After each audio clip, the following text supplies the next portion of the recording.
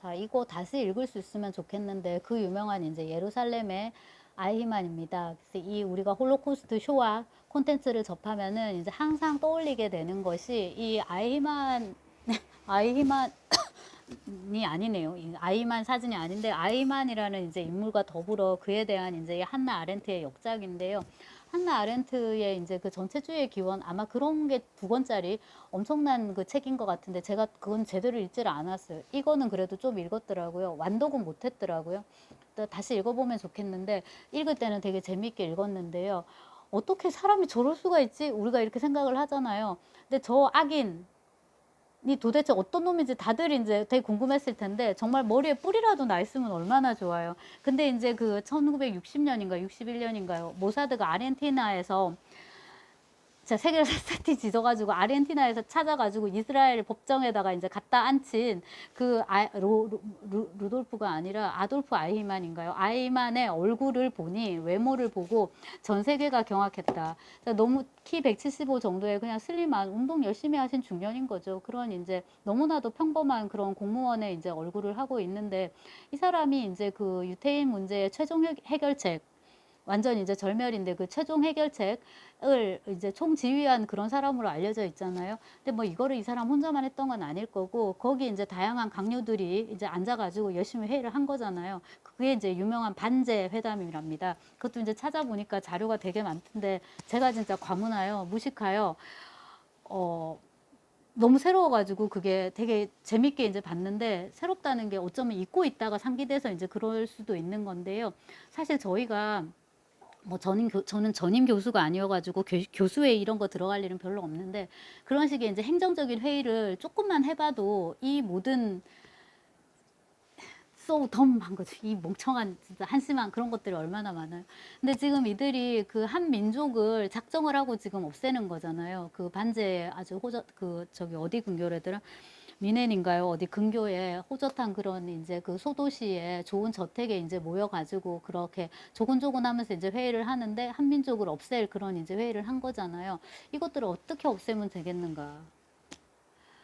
그 무슨 뭐 정책에 따라서 얘들한테 가스를 써보니까 아주 효율적이더라.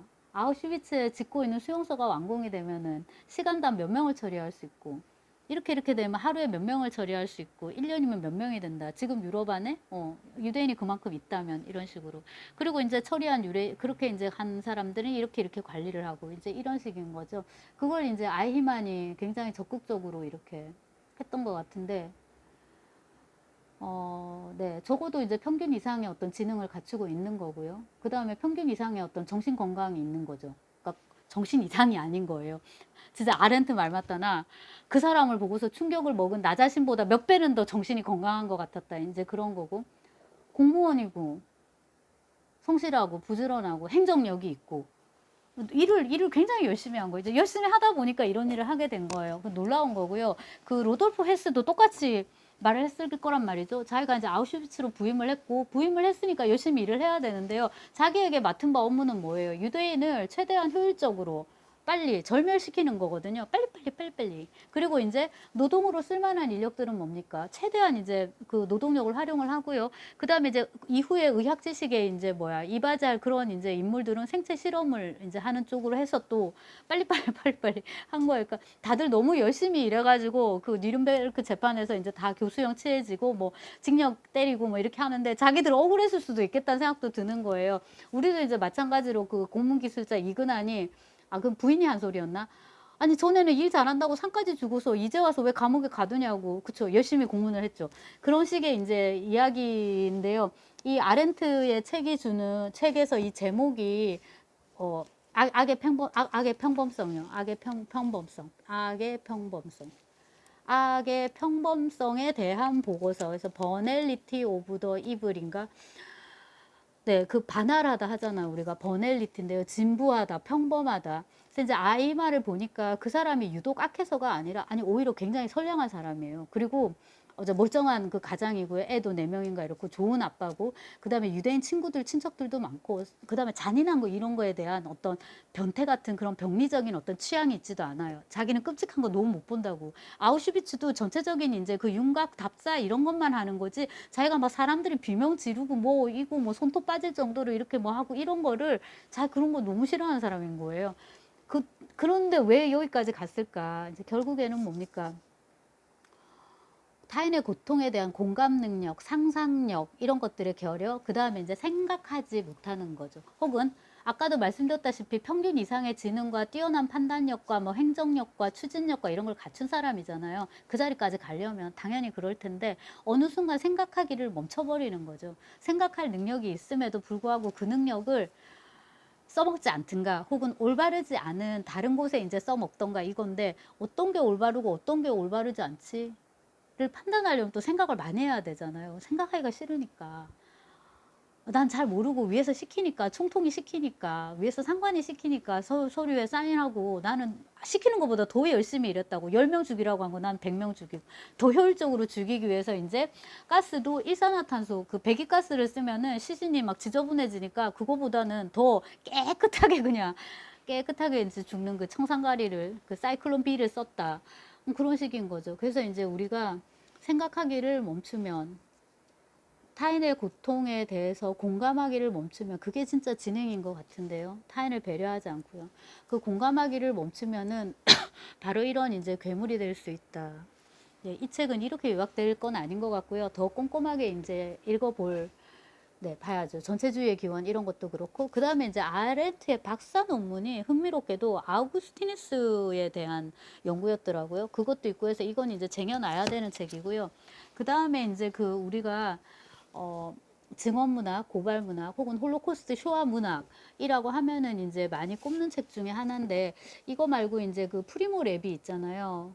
네, 프리모 레비 책도 제가 사봤는데, 그때는 이제 이 솔제니친 갖고 논문을 쓰려고 이제 책을 여러 권을 사놓고 후다다닥 읽은 측면은 물론 있어요. 읽기는 있는데, 그 프리모 레비는 결국 자살을 하게 되잖아요. 근데 저는 자살하고 싶지 않고 오래 살고 싶어서 네, 그리고 이제 이 책이 그런 점에서 도움을 많이 주는데, 이 빅터 프랭클은, 이게 우리말로는 죽음의 수용소에서라고 번역이 됐는데, 원제는 Man's Search for Meaning, 인간의 의미에 대한 추구, 그러니까 의미를 찾는 거죠. 찾아가는 거. 그 다음에 On Introduction to 로고테라피예요. 로고테라피. 로고는 로고스인가요? 그러면은 이성인데, 로고테라피 찾아보니까 의미 치료 이렇게 더 많이 나오더라고요. 그래서 제가 이 책을 읽은 지는 좀 돼가지고 뭐 내용의 디테일은 까먹었지만 그런 거였던 것 같아요. 큰 줄거리는 우리에게 닥치는 어떤 이런 테러죠. 비극, 참사. 이거 자체는 우리가 어떻게 할 수 없지만 그거에 대한 우리의 태도는 바꿀 수 있다라는 거예요. 그러니까 이제 우리식으로 어떤 의미를 부여해가지고 최대한 이제 우리에게 주어진 이 삶을 행복하게 아름답게 이제 이끌어 가도록 이제 해야 되는데요.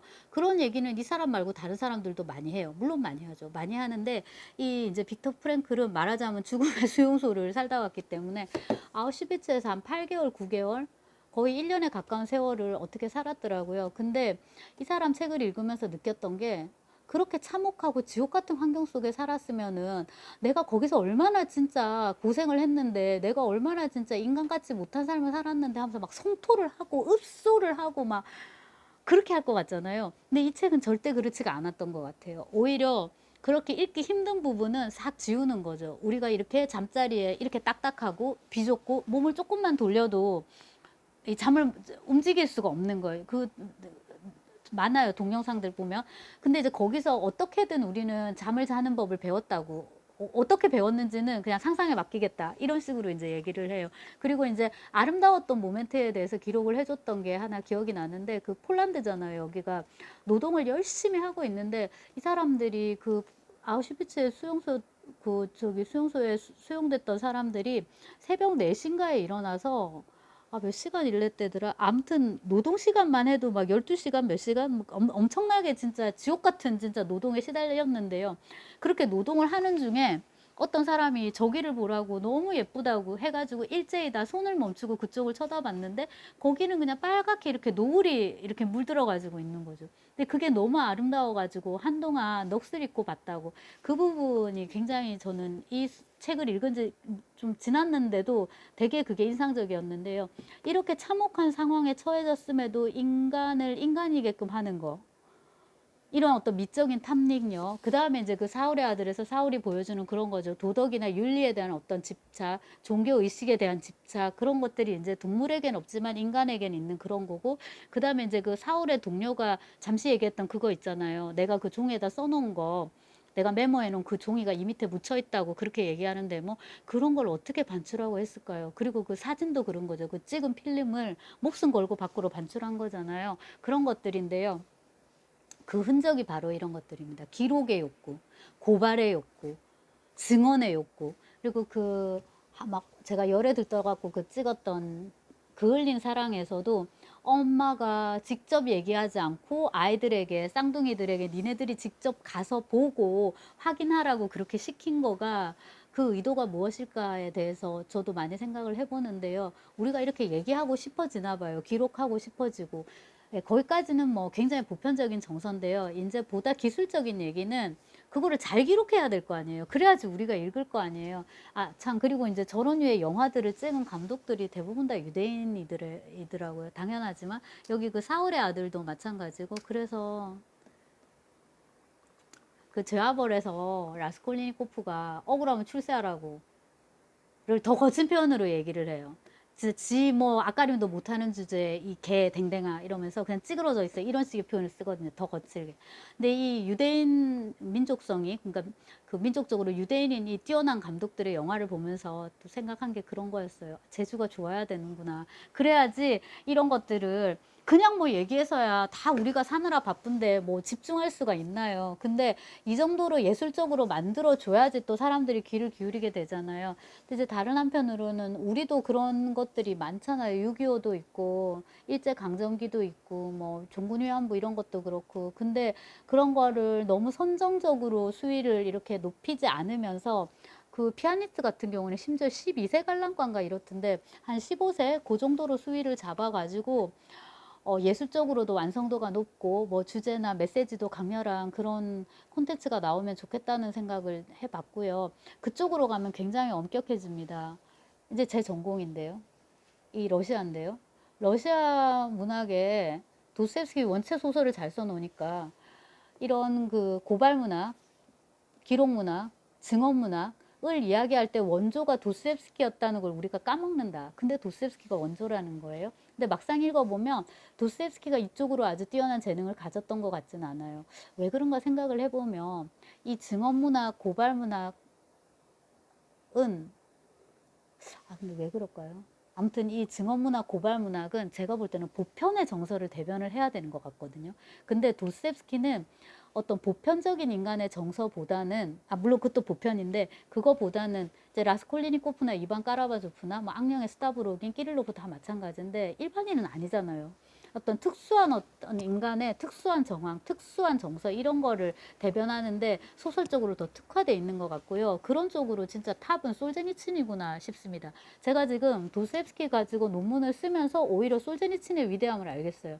이렇게 아무런 죄가 없는 사람들, 혹은 뭐 죄가 있더라고 해도 그냥 뒷담화 조금 하고 요런 죄 지은 평민들요. 그냥 이런 평범한 사람들요. 평범하고 보편적인 사람들이 자기의 의도와는 전혀 무관하게 정말 외부의 어떤 폭력에 의해서 갑자기 가졌던 모든 것을 잃고 수용소에 갇히게 된 거예요. 수용소에 갇히기에 앞서 그냥 죽은 사람들도 많죠. 아까 그 트레블렌카로 보내진 이제 그런 경우에는 기차가 들어갔는데 나올 때는 비어 있다. 그 다음에 음식이 들어가는 흔적도 없다. 전부 다 그냥 도착하자마자 바로 그냥 이렇게 해버리는 거죠. 그런 이제 그 대참사를 이제 그림에 있어서, 소설이니까 그런 걸 이제 소설을 하는 데 있어서, 혹은 이제 영화면 영화로 만드는 데 있어서 어떤 식의 기법을 취할 것인가, 그거 이제 상당히 고민이 되는 건데요. 도스토옙스키는 그 재주가 별로 없었던 것 같아요. 그건 제가 이제 찍어 놓은 게 있으니까 보시고. 그에 반해서 이제 이 솔제니치는 그런 재주가 아주 뛰어났던 작가였던 것 같고요. 본인이 굉장히 보편적인 정서와 보편적인 어떤 윤리 감각과 그런 거를 이제 가진 사람이었고, 더 걸출한 작품들이 많은데 개인적으로는 이게 제일 좋은 것 같습니다. 가성비도 높고요. 소설로 그냥 읽을 때도 가성비 높은 게 그게 여러 가지 이유가 있지만, 이게 더 길어지면 우리가 무뎌져 가지고요. 감동이 좀 오히려 좀 이게 줄어드는 게 있어요. 그리고 이제 비슷한 어떤 인물군들의 이야기가 계속 나오거든요. 그래서 그 사울의 아들이 시간이 1시간 45분 정도 되던데 그렇게 좀 짧게 찍은 것도 되게 잘한 것 같고요. 피아니스트 같은 경우에는 이 주인공이 거의 호로비츠 수준의 피아니스트인 것 같더라고요. 그러니까 한편으로는 이제 홀로코스트 그 쇼와를 배경으로 하고 있지만은 한 피아니스트의 어떤 운명을 다룬 그런 걸로도 볼 수 있고, 또 이제 음악 연주하고 이런 것들이 나오니까 그런 것도 이제 보이고 해서 조금은 다른 건 것 같고요. 이런 이야기를 이제 너무 이렇게 오래 이렇게 길게 쓰면은 또 독자도 많이 힘들 수가 있는 거죠. 비슷한 의미에서 한강에 그 소년이 온다도 짧게 써서 아주 그것도 잘한 것 같고요. 자, 그래서 솔제니친 이제 대표적인 그 수용소 문학을 대표하는 이제 작가인데요. 히틀러하고 스탈린을 놓고 보면 누가 더 멋있을까요? 이것도 여러분 이동진 파이아키아에 잘 비교를 해놨어요. 근데 제가 볼 때는 진짜 이건 강대강인데 히틀러가 더 강적이 아니 히틀러보다는 스탈린이 더 강적이 아니었나 싶은데, 히틀러는 최소한 이민족에 대해서 그런 어마어마한 박해와 뭐뭐를 했지만은 스탈린은 그것도 가리지 않았거든요. 그리고 이런 이제 그 나쁜 짓 하는 많은 사람들의 공통점이 굉장히 부지런하다라는 거예요. 히틀러도 대표적인데요. 아니, 스탈린도 대표적인데요. 숙청을 어마어마하게 했거든요. 이 이제 솔제니츠는 2차 대전 끝나고 이제 잡혀간 경우인데, 그 전후에서 이제 숙청의 바람이 엄청났고, 그 사람들이 뭐 당한 뭐 이런 거 엄청나죠. 하지만 확실히 이 아우슈비츠에 비길 건 아닌 것 같아요. 이쪽은 노동력으로 쓰려는 게 많아서 절멸, 학살 이런 게 아니거든요. 노동력으로 이제 쓰려고 했으니까 그래도 밥도 좀 많이 주고 뭐 그런 게 있어요. 읽어보면은 뭐 수위도 그렇게 나쁘지 않고요. 이 이반 데니소비치 하루에 대해서는 제가 논문 쓰기 전에도 동영상을 쭉 찍었고, 논문 쓰고 나서도 코로나가 안 끝나가지고 또 녹강을 해야 돼가지고 또 강의를 쭉 찍어 놓은 게 있는데, 앞에 건 다 지웠습니다. 관심이 있는 분들은 그거 참고를 하시면 될 거고요. 이 러시아 문학으로 이런 증언 문학, 고발 문학 하고 이제 그런 쪽으로 가장 큰 일가를 이룬 작가는 스베틀라나 알렉세이치 맞나요? 알렉세이치인가요? 여성 작가입니다. 전쟁은 여자의 얼굴을 하지 않았다. 그 다음에 뭐 체르노빌도 있고 뭐 아연 뭐 해서 아무튼 많아요. 그래서 제가 어지간히 그것도 이제 사갖고 봤었는데요. 그런 문학을 또 좋아하는 사람들은 그런 거를 같이 이렇게 펼쳐놓고서 쭉 읽어도 좋을 것 같습니다. 자, 쉬운 문제가 아니죠. 네, 그리고 러시아 문학하고 상관없이는 이 빅터 프랭클의 죽음의 수용소에서 이거를 이제 권하는데, 이분은 정신과 의사 자격 있는 것 같아요. 그러니까 네, 그리고 이제 이 체험의 어떤 덩어리도 정말 이게 이제 체험의 덩어리가 크기 때문에 진정성이 있기 때문에 이제 우리가 그의 말에 더 귀를 기울이게 되는 게 있는데요. 밝게 생각을 해야 되고 긍정적으로 이 목차를 보니까